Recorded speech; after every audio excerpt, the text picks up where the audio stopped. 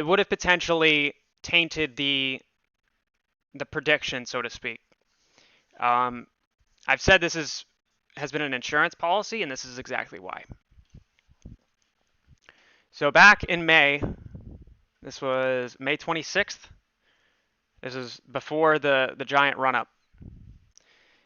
Ortex released this tweet, okay, that they had corrected their short interest values, and that they had been wrong to start with. Something was up, and it's not their fault. I want to make that clear. This was not their fault. But it was just a correction in the short interest, and we haven't had one of those in a while. So right here, they used a different verbiage. Again, there's another tweet. I can't find it right this second, just because I want to say what I said over a month ago. But they had another tweet that had a little bit more dramatic wording to it.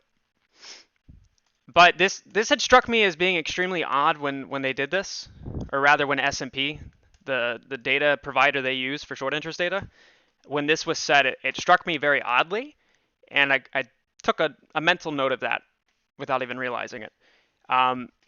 Because every short interest report after this didn't have any revision done to it. And with that being said,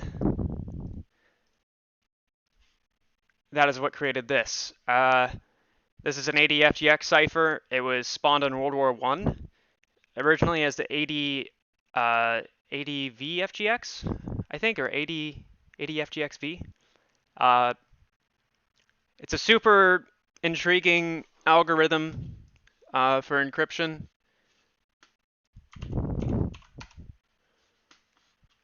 Basically, what you do is you have what's called a Polybius square, and a Polybius square is every combination or every letter in the alphabet in an arbitrary order. There's 26 letters in the alphabet, so 26 is not a number that has an integer square root. So instead, what you do is you merge the characters I and J.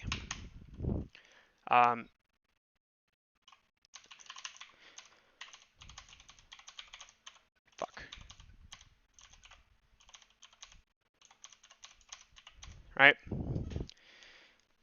So every part of this grid has a set of coordinates based on the letter. So if you want to convey the message of hi, it would be the letter H, which is found at F and D, and then the letter I, which is at G and D, right? So it would be FI, GD, and then there's a transpositioning process where you convert this into, you would distribute these vertically. So F becomes, or FIGD becomes FI, and then GD, right? And then you concatenate that, right? So, anywho, to get on with the fucking show here. I couldn't have said this word for word to the public without potentially ruining its integrity. And this has been one of my checklist items for the next run-up, because I've been saying for a while, this is all just a cyclical thing, right? This is from June 14th to present. This is from March 2nd to May 25th. So this was the day of the tweet from Ortex. Where the fuck did that go? Okay. So we're going to take the message, paste it, and this is why I said I'm surprised people didn't get it sooner. Take the message, and then you have a keyword. The keyword has to be, what do you call it?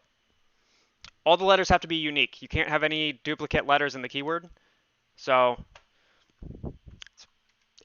it was pretty obvious. I'm surprised nobody fucking figured this out.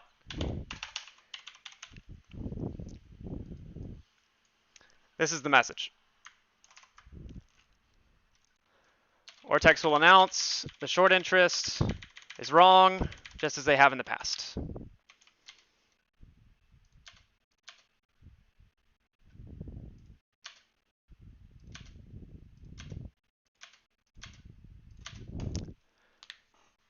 That's the translation. This is one of the checklist items for the cycle. I wasn't able to say this as a literal non-encrypted thing because it would have ruined the authenticity of this statement, because that would create room for Ortex to then I'm not saying they would go this far or that they have any nefarious means, but if they saw this, they would be less inclined to say anything about updating the short interest. So seeing this tweeted 20 minutes ago, I'm very excited. I'm very excited for today. This doesn't even bother me. This doesn't even fucking bother me. Because this is exactly what we saw in fucking late May. So not only do we have the same looking chart,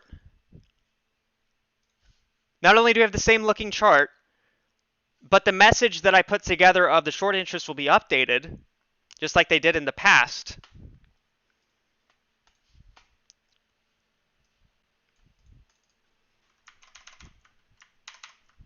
Hello? Hello?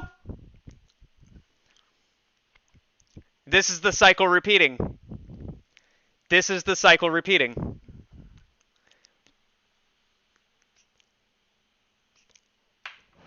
And again, this is not their fault. This is not something that they have control of.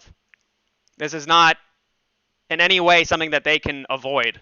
This isn't at the Ortex level. This is at the data source level.